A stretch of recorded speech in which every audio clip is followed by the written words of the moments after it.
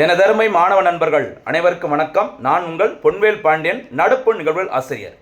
இன்றைய பதிவில் நம்ம பார்க்க போகிறது ஜனவரி 26ஆம் தேதிக்குரிய தினசரி நடப்பு நிகழ்வுகளின் சூப்பரான ஒரு தொகுப்பு. ஏற்கனவே கடந்த 2 வீடியோ சரியா 2 பிரிவுகளில் பார்த்தீங்கன்னா 77வது இந்திய குடியரசு தின விழாவில் விழாவிற்காக இந்திய குடியரசுத் தலைவர் அவர்கள் திரௌபதி முர்மு அவர்கள் உரையாற்றிய அந்த உரையின் சிறப்பு அம்சங்கள் அது ஒரு வீடியோவும், அதே மாதிரி பத்ம விருதுகள் தொடர்பான இன்னொரு வீடியோவும் சிறப்பு வீடியோவாக நம்ம சூப்பராக போட்டிருக்கோம். பார்க்காதவங்க அந்த வீடியோ நல்லா பார்த்துக்கோங்க. இப்போ செய்தித்தாள் இடம்பெற்ற பிற முக்கிய செய்திகளை இன்னொரு வீடியோ நம்ம பார்த்துக்கலாம். சரிங்களா? மொத்தமாக பார்க்கும்போது உங்களுக்கு கஷ்டமாக இருக்குது, அதனால் கொஞ்சம் கொஞ்சமாக நம்ம போடுறோம். தயவுசெய்து பயன்படுத்திக்கோங்க. ஜனவரி 26 வந்த பிற முக்கிய செய்திகளை பார்க்கும்போது ஃபர்ஸ்ட் சமீபத்தில் பெயர் மாற்றம் செய்யப்பட்ட சில முக்கிய இடங்களை நம்ம பார்க்க போகிறோம். சரிங்களா? சில இடங்களுக்கு பெயர்கள் மாற்றப்பட்டுள்ளது. என்ன பேர், இப்போ பழைய பேர் என்ன அப்படிங்கிற நம்ம பார்க்க போகிறோம். ஃபர்ஸ்ட் டெல்லியில் உள்ள பிரதமர் அலுவலகம், சரியா, பிரைம் மினிஸ்டர்ஸ் ஆஃபீஸ் சொல்லுவாங்கல்ல, பிரதமர் அலுவலகம் புதிதாக கட்டப்பட்டு வருகிறது. அதற்கு வைக்கப்பட்ட பெயர் என்னன்னு சொல்லி பார்த்தீங்கன்னா சேவா தீர்த். சரியா, சேவா தீர்த்தம் அந்த மாதிரி சொல்லுவாங்கல்ல, சேவைகளை வழங்கும் புனித இடம். இதுதான் அதனுடைய மீனிங். ஞாபகம் வச்சுக்குமா? அப்போ பிரதமர் அலுவலகம் டெல்லியில் புதுசாக கட்டிட்டு இருக்கிறாங்க. அதுக்கு வைக்கப்பட்டுள்ள புதிய பெயர் சேவா தீர்த். சேவா தீர்த்னா என்னன்னு சொல்லி கேட்கலாம். எந்த போட்டித் தேர்வுகளுக்கும் இது ரொம்ப முக்கியமானது. அடுத்து பார்த்தீங்கன்னா ராஜ்பாத். சரிங்களா, ராஜ்பாத் அல்லது ராஜபாதை. சரிங்களா, இந்த டெல்லி கேட்டுக்கு ஆப்போசிட்டாக இருக்க அந்த ஸ்ட்ரைட் அந்த ரோடுக்கு என்னதான் அந்த பகுதிக்கு என்ன பேர் சொல்லுவாங்க? ராஜபாதை, அதாவது ராஜாக்கள் வரும் பாதை, கிங்ஸ் வேன்னு சொல்லுவாங்க. ஓகேவா? அந்த இடத்துல தான் இந்திய குடியரசு தின விழாவின் அணிவகுப்பு அந்த பரேடு வந்து நடக்கும். சரிங்களா, இந்த ராஜ்பாத் தான் ஓகேவா 2022 செப்டம்பர் மாசத்துல என்ன பேரை மாத்திட்டாங்க? கர்தவ்யாபாத். கர்தவ்யாபாத்னா மத்திய அரசுக்கு வச்ச பேர் தமிழ்ல கடமை பாதை. இந்த கடமை பாதை கர்தவ்யாபாத்ல தான் 77வது இந்திய குடியரசு தின விழாவின் அணிவகுப்பு நடைபெற்றது. மறக்காதீங்க. சரியாமா? அதே மாதிரி இன்னொரு முக்கியமானது மாநில ஆளுநர்கள். ஓகேவா?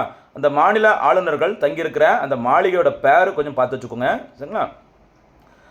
பழைய பேரு ராஜ்பவன். ஓகேவா? தற்போதைய புதிய பெயர் பார்த்தீங்கன்னா லோக் பவன். ஓகேவா? ராஜ்பவனா ராஜாக்கள் தங்கியிருக்கிற அந்த மாளிகைன்னு அர்த்தம். அதுக்கு இப்போ தற்போது லோக், அதாவது மக்கள், மக்கள் மன்றம் அல்லது மக்கள் மாளிகை அப்படிங்கிற பேரை மத்திய உள்துறை அமைச்சகம் சூட்டியிருக்கிறாங்க. மறந்துடக்கூடாது. இதுக்கு காரணமாக இருந்தவர் தமிழக ஆளுநர் RN ரவி அவர்கள். மறந்துடக்கூடாது. சரியாமா?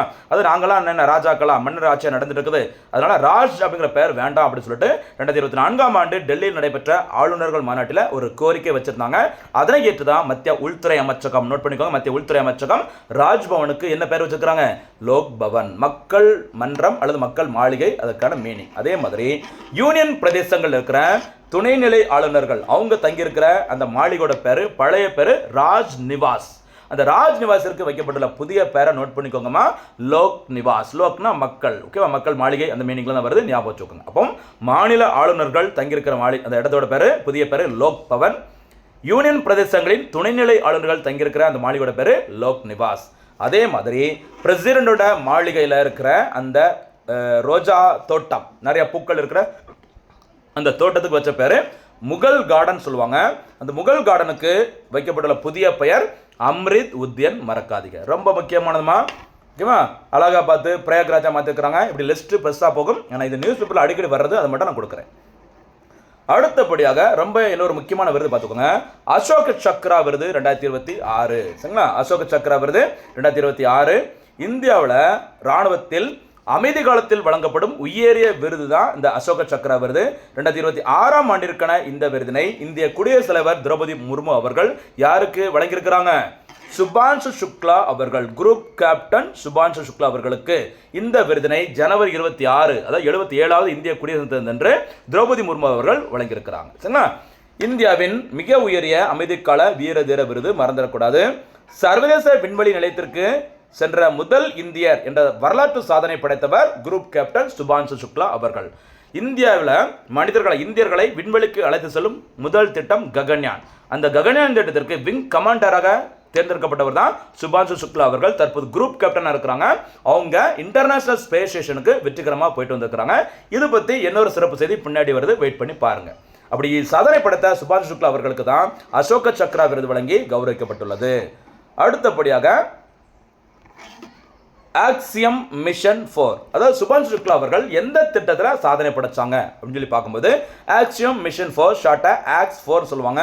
விண்வெளி வீரர் சுபான்ஷு சுக்லா சாதனை இந்த திட்டத்தில். ஓகேவா?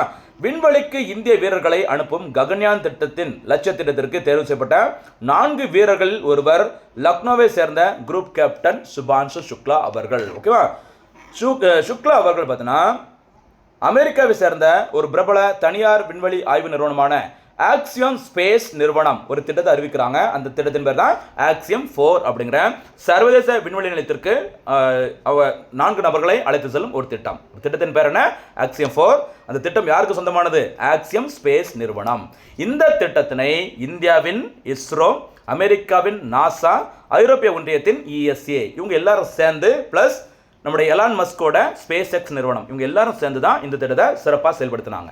சரி, என்னன்னு சொல்லி பாருங்க, டீட்டெயிலாக பாருங்கம்மா. அதான் இஸ்ரோ, நாசா, ஐரோப்பிய ஒன்றியம் இதோட சேர்ந்து ஸ்பேஸ் எக்ஸ். ஓகேவா?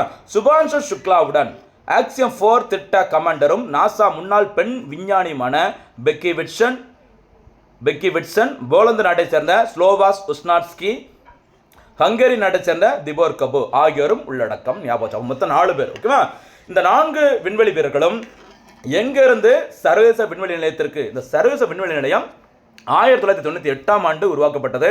அமெரிக்காவின் நாசா, ரஷ்யாவின் ரோஸ்காஸ்மோஸ், ஜப்பானோட ஜாக்ஸா உள்ளிட்ட அந்த விண்வெளி அமைப்புகளால் உருவாக்கப்பட்டதான் ISS, இன்டர்நேஷனல் ஸ்பேஸ் ஸ்டேஷன். இந்த விண்வெளி இன்டர்நேஷனல் ஸ்பேஸ் ஸ்டேஷனுக்கு இந்த 4 விண்வெளி வீரர்களும் புறப்பட்ட இடம் அமெரிக்காவின் புளோரிடா மாகாணம். அங்கே இருக்கிற கெனடி விண்வெளி மையத்திலிருந்து தான் இவங்க விண்வெளிக்கு கிளம்பியிருக்கிறாங்க. சரிங்களா? சரி, இதற்கு பயன்படுத்தப்பட்ட அந்த ராக்கெட்டோட பெயர் பார்த்துக்குமா? ராக்கெட்டோட பெயர் ஃபால்கன் 9. ஃபால்கன் 9 என்பது ஸ்பேஸ் எக்ஸ் நிறுவனம், எலான் மஸ்கோட ஸ்பேஸ் எக்ஸ் நிறுவனத்திற்கு சொந்தமானது. இவர்கள் பயன்படுத்திய அந்த விண்கலத்தின் பெயர் டிராகன் கிரேஸ். ஓகேவா? இவர்கள் 4 பேரும் விண்வெளிக்கு சென்ற நாள், ஓகேவா, கிளம்பிய நாள் எப்பன்னு பார்த்தீங்கன்னா ஜூன் 25, 2025. ஃபேன்சி நம்பர் 25 மறந்துடாதீங்க. சரியாமா? அதே மாதிரி 28 மணி நேர பயணத்திற்கு பிறகு ஜூன் 26ஆம் தேதி சர்வதேச விண்வெளி நிலையத்தை இந்த 4 வீரர்களும் வெற்றிகரமாக அடைஞ்சிட்டு அங்கே 18 நாட்கள் தங்கியிருந்த பிறகு ஜூலை 15, 2025 அன்று டிராகன் கிரேஸ் விண்கலம் மூலம் அமெரிக்காவின் சாண்டியாகோ கடற்பரப்பில் வெற்றிகரமாக இறங்கியிருக்கிறாங்க. இப்படி சாதனை படைத்த சுபான்ஷு சுக்லா அவர்களுக்கு தான் இந்தியாவில் அமைதி காலத்தில் வழங்கப்படும் வீர தீர செயலுக்கான அந்த விருது, என்ன விருது? அசோக சக்ரா விருது வழங்கப்பட்டுள்ளது. ரொம்ப முக்கியமான செய்திமா, மறந்துடாதீங்க.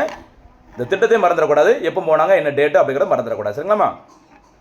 சுபான்ஷு சுக்லா சாதனை என்னன்னு பாருங்க. 1984ஆம் ஆண்டில் ரஷ்யாவின் இந்த சோயூஸ் T11 அப்படிங்கிற விண்கலத்தில் விண்வெளிக்கு சென்ற முதல் இந்திய வீரர், முதல் இந்திய குடிமகன் அப்படிங்கிற சாதனை படைத்தவர் ராகேஷ் சர்மா அவர்கள்.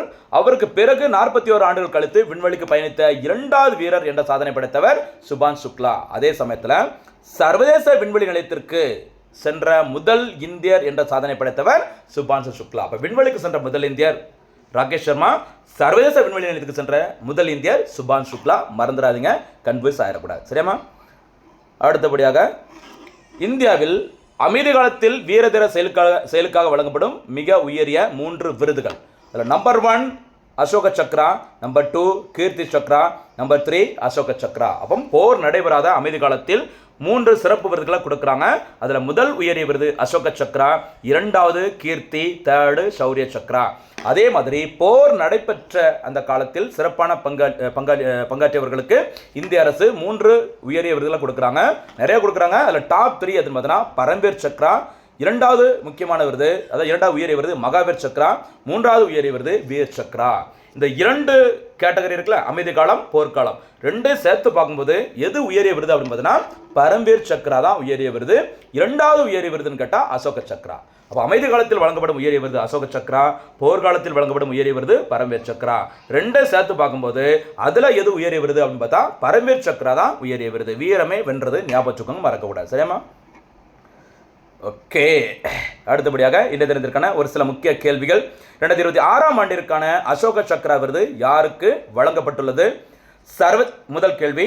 2வது சூப்பர் 6 கேள்வி, சர்வதேச விண்வெளி நிலையம் எந்த ஆண்டு உருவாக்கப்பட்டது? 3வது சூப்பர் 6 கேள்வி, ஓகேவா? 3வது சூப்பர் 6 கேள்வி, சுபான்ஷு சுக்லா அவர்கள் சர்வதேச விண்வெளி நிலையத்திற்கு எந்த திட்டத்தின் கீழ் பயணம் மேற்கொண்டார்? 3வது கேள்வி. 4வது சூப்பர் 6 கேள்வி, ஓகேவா? விண்வெளிக்கு சென்ற முதல் இந்தியர் யார்? இது 4வது கேள்வியா பதில சொல்லுங்கம்மா, மறக்காதீங்க மக்களே. அதே மாதிரி ராஜபாதையின் புதிய பெயர் என்ன? இது 5வது கேள்வி. 6வது கேள்வி, மாநில மற்றும் யூனியன் பிரதேசங்கள் அந்த ஆளுநர்கள், துணைநிலை ஆளுநர்கள் தங்கியிருக்கும் மாளிகையின் புதிய பெயர் என்ன? இதற்கான பதில்களை மறக்காம கமெண்ட்ல சொல்லுங்க. மீண்டும் சந்திக்கலாம். நன்றி, வணக்கம்.